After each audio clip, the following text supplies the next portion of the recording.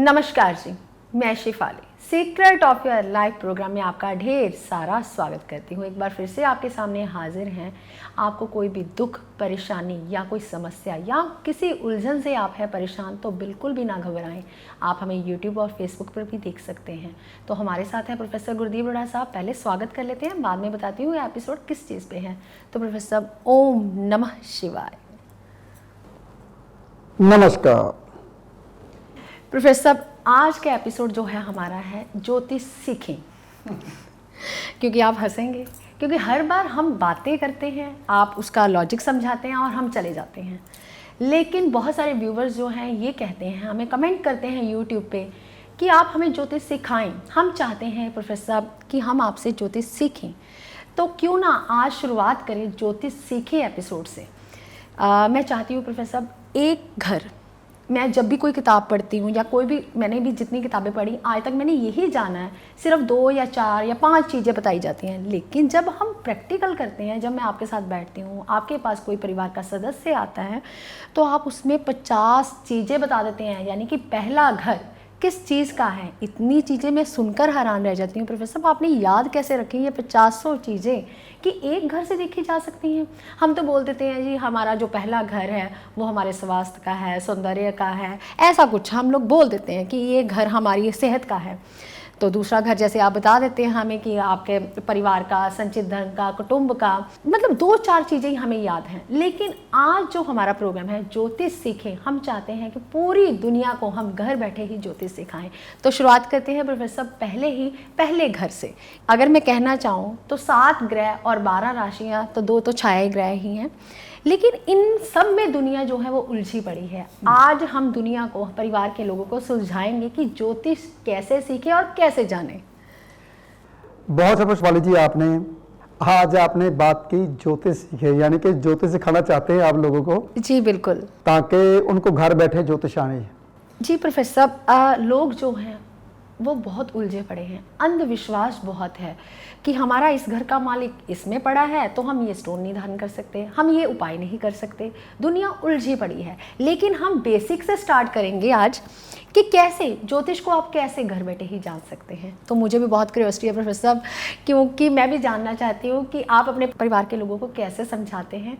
क्योंकि कैमरा कभी झूठ नहीं बोलता, क्योंकि कैमरे के सामने हर इंसान जो है सच बोलता है। नहीं, कई इंसानों का राहु खराब होता है, वो कैमरे सामने गलती भी बोलते हैं। जी, मैं तभी तो आपसे सवाल करती हूँ, आप हमेशा सच ही बोलते हैं। वो अलग बात है। राहु जिसका छठे में होता है वो कैमरे आगे झूठ नहीं बोल सकता। पहले कैमरे के आगे खड़ा करना तो पहले देख लो राहु उसका छठे हाउस में तो नहीं है। लेकिन ये भी शर्त होनी चाहिए, राहु शुक्र की राशि का बढ़िया होता है और बुध की राशि का बढ़िया होता है। पहले आप ये जान लीजिए। चलो, राहु देव की बात पहले से आ गई। हालांकि ज्योतिष सिखाने वाला भी राहु देव ही है। अगर जिसकी कुंडली में राहु अच्छा होता है, ज्योतिषी वही बनता है। कहते हैं ना, गुरु ज्योतिषी बनाता है, बिल्कुल भी नहीं। जो गुरु ज्ञान देता है, राहु ज्योतिषी बनाता है। गुज्जी विद्या जो है ना, ये राहु देवी सिखाते। पंचम में राहु आ जाए तो वो भी बहुत अच्छा ज्योतिषी बन जाता है। चलो, ये तो बातों बातों में बात निकली तो मैंने पूरी की। आज ज्योतिष की बारी आती है। शेफाली जी बोलते हैं कि आप लोगों को बताइए पहले घर से क्या देखा जाता है। जैसे कि जितनी भी किताबें ढूंढ लीजिए, हर किताब में ज़्यादा से ज़्यादा 5 से 7 चीज़ें लिखी होंगी और पहले घर के बारे में विस्तार से बताया ही नहीं जाता। हो सकता है कि जो किताब लिखने वाला हो उसे ही ना पता हो कि पहले घर से इतनी चीज़ें कैसे देखी जा सकती हैं। हाँ, अगर पता हो तो इतनी मोटी किताब कैसे लिख दें। मेरी ये कोशिश होती है कि आपको घर बैठे हर चीज़ के बारे में बताना, सच्चाई के बारे में बताना। लेकिन कहते हैं ना, ज़्यादा सच का पता चल जाए वो मेरे से ही आके सवाल करने शुरू कर देते हैं। जी, ये बात होती है। तो मैं सबको पहले ये समझा दूं, मुझे 20 से 25 साल हो चुके हैं, शायद 26 भी हो गए हों ज्योतिष करते हुए। ज़्यादा भी समय हो चुका होगा, शायद कम भी हो, थोड़ा सा 2-4 साल। लेकिन सच्चाई ये है, 7 ग्रह 12 राशि की कैलकुलेशन गणना करनी बहुत ज़्यादा कठिन है। दुनिया का सबसे कठिन काम है इन ग्रहों की गणना करनी। तो जो कि लोगों ने ना मजाक बना रखा है कि मैं ज्योतिषी बन गया, मैं बन गया, मैं बन गया, मैं बन गया। तो सत्य यही है कि मैं आज तक ज्योतिषी नहीं बन पाया, यानी कि मेरे को गणना नहीं आई अभी तक, इतनी कठिन गणना है। हाँ, अगर हम भगवान का नाम लेते हैं, श्रद्धा भाव रखते हैं, ज्योतिष से प्यार करते हैं बहुत ज़्यादा, तब भगवान हमें वो चीज़ दिखा देता है, ये इंसान आपके पास आया है और किस लिए आया है। ये हमें भगवान दिखाता है जब हम अच्छे कर्म करते हैं या कि किसी का बुरा नहीं करते, कोई भी हमारे पास आता वो ठीक होता है, उसका यही का कारण है कि हम भगवान को मानते हैं, वो हमारे अंग संग रहते हैं, वो हमारी देह से, हमारी जुबान से वही अक्षर निकालते हैं जो आपके भले के लिए होता है। ये तो मैंने बात की, बीच में बात आ गई तो पूरी की मैंने। कुंडली को जानना बहुत ज़्यादा कठिन है, ये मैंने बताया आपको। कैसे कठिन है अब सुनिए पहले भाव से। जैसे कि शेफाली जी ने बताया, हम तो यही सिर्फ देख सकते हैं, एक तो देह देखेंगे अपनी देह, एक चेहरे की सुंदरता देखेंगे हमारा चेहरा, एक कलर देखेंगे हमारा कलर कैसा है, ये पहले घर से देखा जाता है। आपकी त्वचा के बारे में, आपके बारे में जाना जाता है कि आप कैसे हो। आपकी बुद्धि के बारे में भी पहले घर से जाना जाता है कि बुद्धि भी कैसी हो सकती है। ये सारी चीज़ें किताबों में लिखी होती हैं, ये तो आप किताबों में पढ़ सकते हो। लेकिन जो चीज़ किताबों में नहीं लिखी होती, आज मैं वो चीज़ बताने वाला हूँ। हालांकि मैं हर एपिसोड में हर चीज़ बताता हूँ ताकि आपको हर चीज़ के बारे में पता चल जाए, लेकिन बहुत कम लोग हैं जो कि ज्योतिष के बारे में जानते हैं। मैं भी नहीं जानता, मैं भी अभी तक खोज ही कर रहा हूँ। ये खोज पता नहीं कब तक चलेगी और कहाँ तक चलेगी। कहते हैं इंसान की लाखों जीभें खत्म हो जाती हैं, ज्ञान की खोज कभी खत्म नहीं होती। इंसान ज्ञान लेता रहता है, जब उसके पास ज्ञान आ जाता है तो वो और ज्ञान की लालसा भागता है, जब और आ जाता है तो और जाता चाहता है कि मेरे पास और ज्ञान आ जाए। ठीक। लेकिन कोशिश करूंगा जितना मेरे को पता है मैं आपको बता सकूं ज्योतिष के बारे में। ज्योतिष एक ब्रह्मांड के बारे में है कि ब्रह्मांड की गणना आप कैसे करते हो। मैं सबको समझाता हूं। सूर्य, वैसे तो सबने बताया कि पहले सूर्य ही अकेला था, विस्फोट हुआ, धरती निकली, ये ग्रह नक्षत्र सूर्य से निकले। अच्छा, इस सूर्य से अगर विस्फोट हुआ, ग्रह नक्षत्र निकले, इस सूर्य से निकले, लेकिन जो इसके पीछे बड़ा सूर्य, अब उसकी बात करूं तो उसमें विस्फोट हुआ, उसमें छोटा सूर्य निकला, फिर ग्रह नक्षत्र निकले। ये जो चंद तारे आपको दिखाई दे रहे हैं बड़े बड़े ग्रह हैं, बहुत बड़े बड़े ग्रह, ये गैलेक्सी ग्रहों से भरी पड़ी है, ताकि हमारे सूर्य की रेज, यानी कि हमारे सूर्य की जो पकड़ है वो शनि, नेपच्यून, प्लूटो, यूरेनस यही तक पहुंची है, बस इससे आगे पहुंच नहीं पाई। इससे आगे भी बहुत बड़े बड़े ग्रह हैं और उससे पीछे बहुत बड़ा सूर्य है, उसके बीच में भी बहुत बड़े बड़े ग्रह हैं। हो सकता है कि एलियन वहाँ पे सूर्य के पीछे कोई और धरती हो, वो सोच रहे हों कि ये जो सूर्य दिखाई दे रहा है हमें पीठ दिखाई दे रही है, क्योंकि सूर्य के पीछे भी तो कुछ चीज़ होगी ना। सूर्य कहते हैं गोल है, अगर सूर्य गोल है, सूर्य के पीछे भी पूरा रोशनी होगी। जब हम सूर्य का चक्कर लगाते तो पीछे से भी चक्कर लगाते हैं, क्योंकि धरती है तो पीछे से चक्कर लगाती है, तो सूर्य हमें गोल दिखाई देता है, लेकिन सूर्य यहाँ पे स्थिर खड़ा हुआ है। जब धरती ऐसे चक्कर लगाती है, 365 का भाव चक्कर होता है, 365 दिन हम पूरा करते हैं एक भाव चक्कर में, तो 360 डिग्री पूरी करते हैं ज्योतिष की गणना में। तो 30 डिग्री का हमने एक घर बना रखा है, ये कैलकुलेशन हमने कर रखी, लेकिन फिर भी 4 सेकंड की गणना हमारी रह जाती है, जिससे हम 4 साल बाद पूरा करते हैं। ऐसे आपको पता ही है जो ज्योतिषी करते हैं। ज्योतिष एक ऐसा गूढ़ ज्ञान है जो कि कोई आज तक समझ नहीं पाया। मैं भी बहुत कई दफ़ा रात को सोता हूँ तो सोचता हूँ, ये जो धरती है ये घूम रही है, ये ऐसे नहीं घूम रही, ये ऐसे घूमती है, ऐसे घूमती है। अगर ऐसे घूमे, जो ऊपर के जो देश है, जो ऊपर में 6 महीने दिन 6 महीने रात रहती है, वो सबसे ऊपर, उसकी बर्फ तो खुरे ही ना, वो तो ऐसे कि ऐसे, वो ऐसे चलती है, ऐसे चलती है, ऐसे तिरछी चलती है।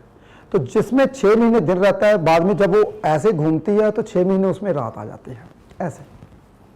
क्योंकि जब तक आप नेचर को समझोगे नहीं, ग्रहों के बारे में भूल जाओ दुनिया में कि हमने पढ़ लिया हम जान पाए, बिल्कुल भी नहीं जान पाओगे। ये मैं लिख के देता हूँ। जब तक आप ग्रहों की नेचर को नहीं समझोगे तो दुनिया में किसी को नहीं समझ पाओगे। अगर ग्रहों की नेचर को, अगर पूरी नेचर को समझ लीजिए, हमारे सूर्य को समझिए, ये जब निकलते हैं लाली में क्यों दिखाई देते हैं और छुपते हैं लाली में क्यों दिखाई देते हैं, जब हमारे सिर के ऊपर आते हैं तो इसका कलर पीले रंग का कैसे हो जाता है। पहले तो गोल्डन होता है, फिर पीले रंग का, पहले लाल, फिर गोल्डन, फिर पीले रंग का, फिर उसके बाद लाल आता है पीले रंग का, फिर रेड रंग का, फिर छिपता है। ऐसा क्यों होता है, पहले तो ये समझिए आप। क्योंकि कहते हैं कि सूर्य दूर चला जाता है, सूर्य पीछे चला जाता है, छुपने वाला होता है, ऐसी बात है, तो ऐसा रंग आता है, बिल्कुल भी नहीं। जब तक आप जानोगे नहीं ग्रहों के बारे में, तब तक आप कभी अच्छे ज्योतिषी नहीं बन पाओगे।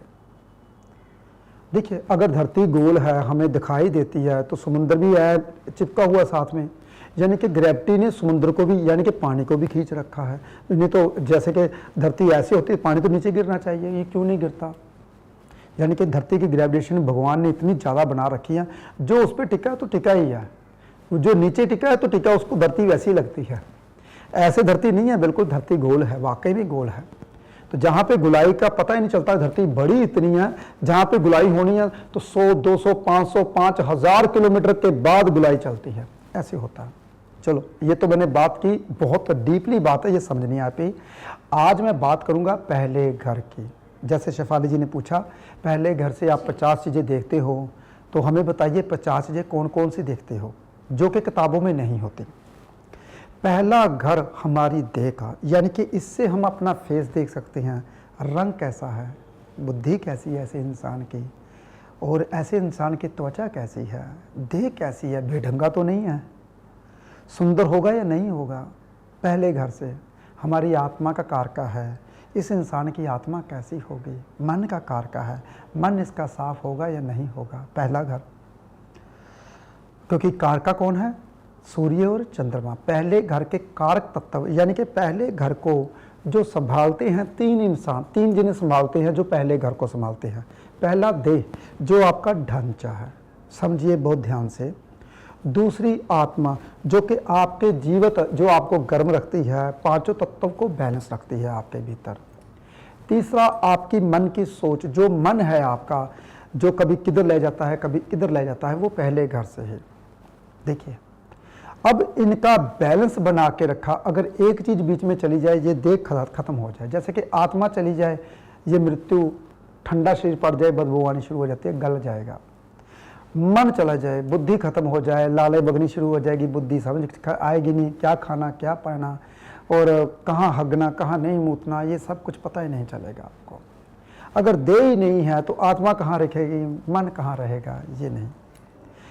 मन जो है आपका दिमाग है, ये 6 जन्मों की याददाश्त रख रहा है एक शरीर में, यानी कि एक शरीर में 6 जन्मों की याददाश्त लेकर घूम रहे हो आप। कभी आप जब सोते हो, सूक्ष्म शरीर आपका पिछले जन्म में ले जाता है, आने वाले अगले जन्म में ले जाता है, आने वाले अगले पल में ले जाता है। जब आप बैठ रहे होते तो देख रहे हो मेरे पीछे बंदे भाग रहे हैं घोड़े से, आप भाग रहे हो, मैं आसमान में उड़ रहा हूँ, और आप सो रहे हो तो क्या पता ज्वालामुखी फट रहे हैं। ये आपके पिछले जन्मों की याददाश्त है या आने वाले जन्मों की, क्योंकि इसमें 6 जन्म याद कराने हैं आपको, जो आपको मनुष्य को मिलने हैं। ये जो आत्मा है, ये शरीर चेंज करती है, ये कभी नहीं मरती। ये 6 जन्म के बाद मर जाता है दिमाग आपका, मन आपका, लेकिन आत्मा कभी नहीं मरती। ये आत्मा आपको भगवान ने दे दी बस। ये किस रूप में कहाँ जाएगी, यही आत्मा जाएगी, कोई और आत्मा नहीं आपके भीतर घुसेगी। पहली बात तो ये जान लीजिए।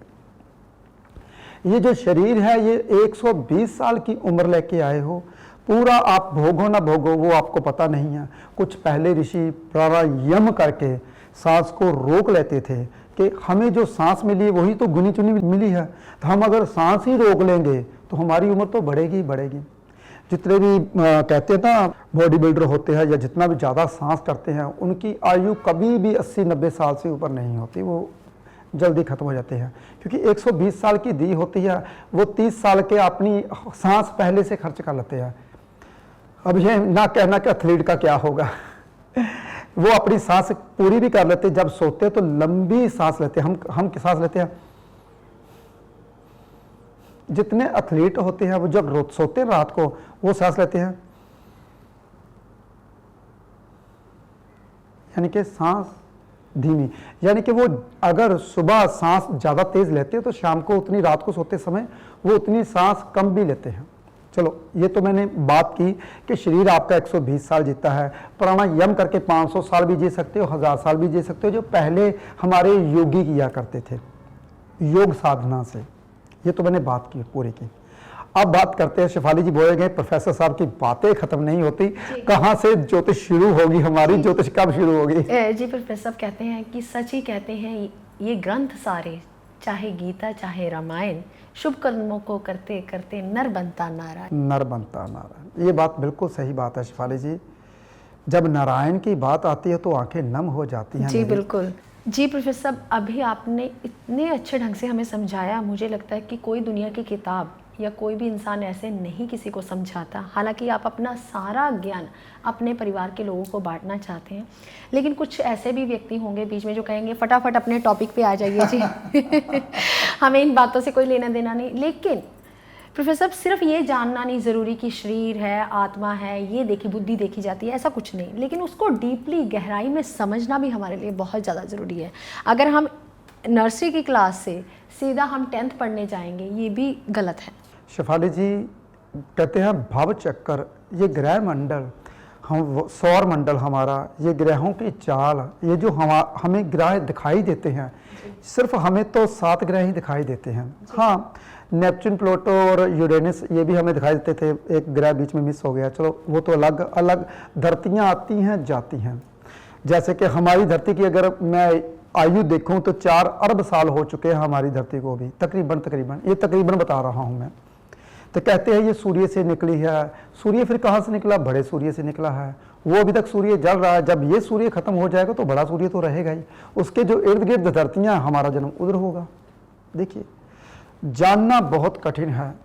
कहते हैं जो जान लेता है वो बताने योग्य नहीं है, यानी कि जिसको पता चल जाता है ना, भगवान कहता है तू ऊपर आ जा, बस अब तेरी नीचे जरूरत नहीं है, नीचे बंदों को उलझने दे। अगर उलझेंगे नहीं तो जिंदगी कठिन हो जाएगी उनकी। बहुत ध्यान से सुनिए जो मैं बात अभी भी बोली, अगर आपको उलझाया ना जाए तो आपकी ज़िंदगी कठिन हो जाए, जीना दुर्लभ हो जाए। 1 साल आपको ऐसे लगे 50,000 सालों जैसा, अगर करने को कुछ ही ना हो आपके पास। तो ये जो भगवान है ना, आपको काम लगा के रखता है, दुख सुख, जिससे दुख मिलते हैं। और भगवान कहता है अब तेरे को दुख मिला है, अब तेरे को थोड़ा सा सुख देता हूँ, तेरे को पता चले सुख होता क्या है। जब सुख मिलते हैं तो कहता है तू दुख को भूल गया, तेरे को पता नहीं दुख होते क्या थे, उसको फिर दुख देता है। इंसान को 3 दफ़ा, इंसान को पूरी लाइफ में 3 दफ़ा दुख मिलते हैं और 3 दफ़ा सुख मिलते हैं। पहले ये समझ लीजिए, ये भगवान तभी देता है जब हम दुख को भूल जाते हैं, और जब हम सुख को भूल जाते हैं भगवान सुख देता है। जब हम इंसान की कदर नहीं करते तो हमारे साथ इंसान बुरे जुड़ते हैं। जब बुरे लोग बहुत ज़्यादा आपके साथ अत्याचार करते हैं तो अच्छा इंसान आता है एक ज़िंदगी में। देखिए, ये भगवान आपको ऐसे करेगा ही करेगा। अगर ऐसे नहीं करेगा तो आपकी ज़िंदगी नहीं कट पाएगी, आप 100 साल तक जी नहीं पाओगे। 70-80 साल तक अगर जीते हो तो जी नहीं पाओगे, अगर उलझोगे नहीं। कई वेदों में उलझा हुआ है, कई ग्रंथों में उलझा है, मेरे जैसा ज्ञान में उलझा हुआ है कि ज्ञान आए मेरे पास, मैं और ज्ञान इकट्ठा करूं और ज्ञान इकट्ठा करूं। तो कोई पैसों के लिए उलझा हुआ है, मेरे पास पैसा आए, मैं गाड़ी लूं, ये करूं वो करूं। कोई किसके लिए उलझा हुआ, कोई कहता है मैंने मकान लेना, पहले मैंने 5 लाख रुपया चाहिए, 10 लाख 50 लाख चाहिए मुझको, तभी मकान मिलेगा। भगवान कहता है तू मकान मांग, मैं मकान देता हूँ, तुमने पैसे का क्या करना। तू जो चीज़ मांगता है वो चीज़ देने के लिए तैयार हूँ, लेकिन तू बीच में एक और चीज़ डाल रहा है पैसे की। अगर मैं पैसे दे दूंगा तो मकान भूल जाएगा, तू गाड़ी ले लेगा। अगर मैं गाड़ी तेरे को पता नहीं कहाँ से याद आ जाएगी, अगर मैं गाड़ी दे दूंगा फिर तेरे को याद आएगा नहीं और बड़ी गाड़ी लेनी मैंने। अगर तेरे पास गाड़ी भी ले दी, मैंने मकान भी ले दिया, फिर तू कहेगा मैं बड़ा फार्म हाउस खोलना है, फिर तेरे को फार्म हाउस बना दिया, फिर तू कहेगा यार अभी रहने दो, अभी इससे बड़ी गाड़ी आती है, अब मैंने प्लेन लेना है, प्लेन में जाना है। अगर तेरे को प्लेन भी ले दिया, अब तू सोचेगा यार मैंने इंग्लैंड में घर बनाना है, मैंने अमेरिका में घर बनाना है। ये इंसान की जो सोच है ना वो कभी ख़त्म नहीं होती। जैसे कि आजकल हम महाभारत पढ़ रहे हैं तो उसमें लिखा है अगर पूरी पृथ्वी का सोना मिल जाए किसी इंसान को, पूरी पृथ्वी की स्त्रियां मिल जाए किसी इंसान को, पूरी पृथ्वी का भोजन राशन पानी मिल जाए किसी इंसान को, तो लालसा कभी खत्म नहीं होगी। पूरी पृथ्वी का, तो उसका लालच कभी खत्म नहीं होगा। उसको अगर आप पाना चाहते तो त्याग से ही पाना चाहते हैं। अगर आप किसी चीज को त्यागोगे तो फिर वो चीज मिलेगी आपको। देखिए, तो हम तो त्यागते कुछ है नहीं, पाना हम सब कुछ चाहते हैं। तो इसलिए भगवान कहता है उलझते रहो, जाइए एस्ट्रोलॉजर के पास, कभी पंडित के पास, कभी बाबा के पास, कभी किसी के पास जाते रहिए। जी प्रोफेसर, माया तेरे 3 नाम, परसु, परसा, परशुराम। तो प्रोफेसर आ जाइए फिर हम पहले घर के ऊपर। अभी इनकम्प्लीट है वो हमारा घर, तो अभी परिवार के लोग भी सोचते होंगे प्रोफेसर ने इतनी चीज़ें बता दी, लेकिन अभी पहले घर का ख़त्म नहीं हुआ कि अभी और चीज़ें बाकी हैं। तो मैं जानना चाहती हूँ प्रोफेसर, पहले घर से हम और कौन कौन सी चीज़ें देख सकते हैं? शेफाली जी, जो किताबों में नहीं लिखी वो मैं बता रहा हूँ। धन स्थान हम बोलते हैं, दूसरा घर हमारा धन स्थान होता है। ऐसे ही 12वें घर का धन स्थान पहला घर बनता है। बहुत ध्यान से सुनिए, क्योंकि ये बुद्धि आपने लगानी है और किसी ने नहीं लगानी। ऐसे ही 11वें घर का पराक्रम बनता है आपका पहला घर। यानी कि 11वां घर किसका होता है? इच्छाओं की पूर्ति का, आय का। आय तभी आएगी अगर आप पराक्रम करोगे। यानी कि 11वें घर का पराक्रम बनता है पहला घर। पहले घर को घर से निकालिए और भाग जाइए काम के ऊपर, तो आपको आय आनी शुरू हो जाएगी। देखिए, ऐसे ही नहीं घर बनते। ये घर को किसी ऋषि, महर्षि पराशर ऋषि ने जो बनाया है हमें, हमारे लिए। शेफाली जी, महाभारत में देखा पराशर ऋषि का पुत्र कौन सा था? जी, महर्षि वेदव्यास। महर्षि वेदव्यास। देखिए क्या बात है, चलो याद है। तो मैं तभी बीच में पूछ रहा हूँ क्योंकि हम महाभारत पढ़ रहे हैं, तो हमें कहीं पता है या नहीं पता है। अच्छा, मुझे ये बताइए, आपने बोल तो दिया सर्पों की जाति को जो बचाने वाला था एक लौता, जिसका नाम लेने से सर्प भी आपको, आस्तिक मुनि जी। आस्तिक मुनि जी, वेरी गुड, क्या बात है।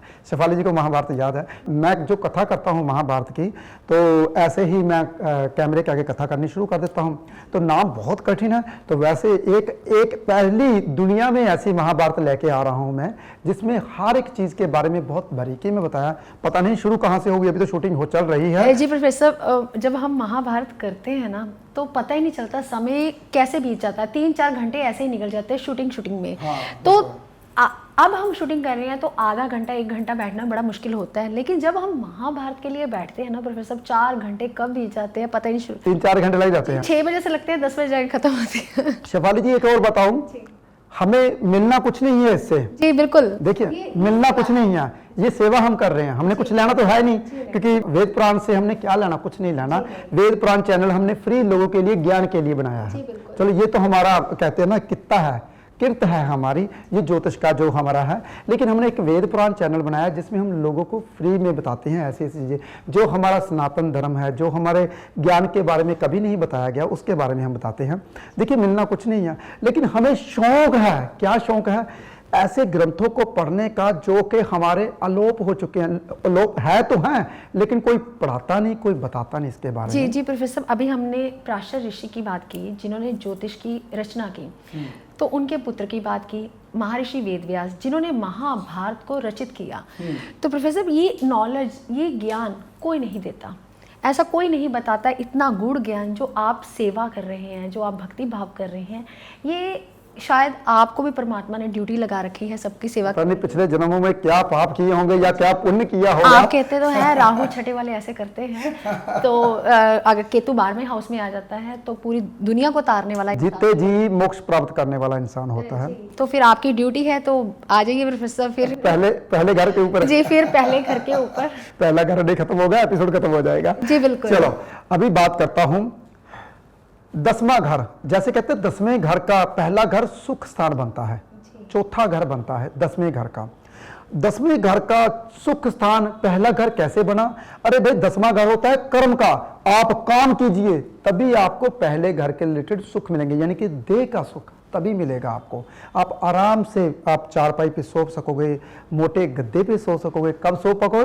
जब आप कर्म करोगे, यानी कि 10वां घर का सुख स्थान पहला घर बनता है। ये किताबों में नहीं है, लेकिन ये बुद्धि आपने ही लगानी है। जब तक आप दिमाग नहीं लगाओगे तब तक आपको नहीं पता चलेगा। ऐसे ही हमारा भाग्य स्थान है 9वां घर।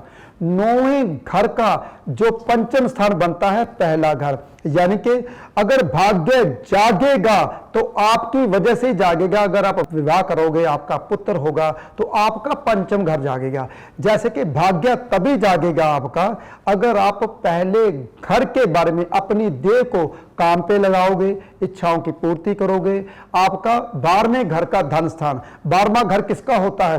हॉस्पिटल का, जेल यात्रा का और विदेश यात्रा का 12वां घर होता है। और भी बहुत कुछ लिखता है। 12वां घर बाईं आंख भी कही जाती है, बायां कान भी, ऐसे ही, ठीक है। तो ये 12वां घर नुकसान का, तो 12वें घर का धन स्थान बनता है पहला। ऐसे ही भाग्य का पंचम स्थान बनता है पहला घर।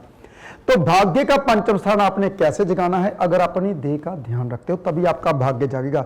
अगर खाने पीने का ध्यान नहीं दिया, अगर आपने कभी ये नहीं किया कि मैं उठ चल रहने दो, सोते रहूं, तो भाग्य कभी नहीं जागेगा। पहले आप अपनी देह का ध्यान रखोगे तभी भाग्य जागेगा, तब तक नहीं जागेगा, क्योंकि भाग्य का पंचम स्थान बनता है। इसी तरीके से अब आगे 8वां घर, 8वां घर, मैं पीछे से चल रहा हूं, आगे से नहीं चल रहा। अगर आगे से चलूंगा तो आप जल्दी, मैं पीछे से इसलिए चल रहा हूं कि शायद क्या पता टाइम बचे या ना बचे। बहुत सारी बातें हो चुकी, पहला घर पूरा नहीं हुआ। शिफाली जी अभी मेरे को यहाँ पे बताएंगे, कहेंगे इसको पूरा करना है तो आप अगला एपिसोड अभी कीजिए, शायद हम इसी जगह पे बैठ के अगला एपिसोड करेंगे। तो शिफाली जी पीछे इशारे भी आने शुरू हो चुके हैं कि 23-24 मिनट 25 मिनट हो चुके हैं। कोशिश करते हैं कि आपको अगले एपिसोड में बताता हूं कि अष्टम घर से कैसे देखते हैं हम पहले घर को। जी प्रोफेसर साहब, इतना गूढ़ रहस्य आपने आज बताया, शायद ही मुझे लगता है किसी जोशी ने आज तक देखा होगा। कहीं ना कहीं हम भी जब देखते हैं तो पहला घर देख लेते हैं, दूसरा देख लेते हैं, तीसरा देख लेते हैं, लेकिन ऐसी ज्योतिष मैंने नहीं सुनी, मैंने नहीं जानी। हालांकि 8 साल हो गए मुझे भी प्रोफेसर गुरदीप बड़ा साहब के साथ रहते रहते, आज तक उन्होंने मुझे भी नहीं सिखाई कि ऐसे भी घर देखा जा सकता है। ये अपनी बुद्धि से देख सकते हैं। हम लोग सिर्फ किताबी पढ़ाई पे ना जाएं, आप कुछ प्रैक्टिकल करके देखें। जैसे प्रोफेसर गुरदीप बड़ा साहब ने अभी पहला घर बताया, मुझे लगता है कि आप फटाफट अपनी नोटबुक उठाइए, पेन कॉपी पेंसिल उठाइए और लिखना शुरू कर दीजिए। ऐसी ज्योतिष आपको कोई नहीं सिखाएगा, इसलिए ज़्यादा से ज़्यादा लोगों तक शेयर कीजिए ये बातें, क्योंकि ऐसी बातें ना कभी सुनी है, ना ही आप कभी सुन पाएंगे।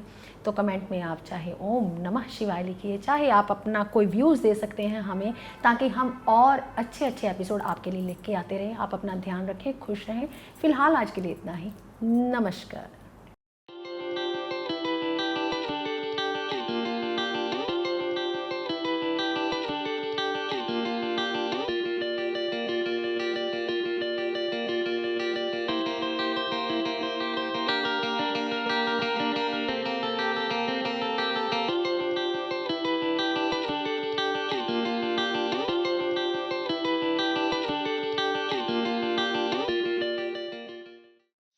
मणि यंत्र के रूप में आपके सन्मुख लेकर आए हैं प्रोफेसर गुरदीप अरोड़ा जी।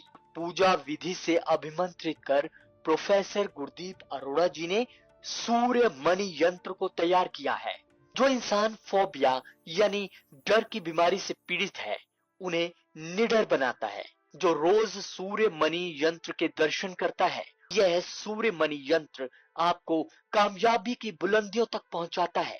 और अपने अपनों का जीवन बदलने के लिए अपने घर ले आए अभिमंत्रित सूर्य मणि यंत्र।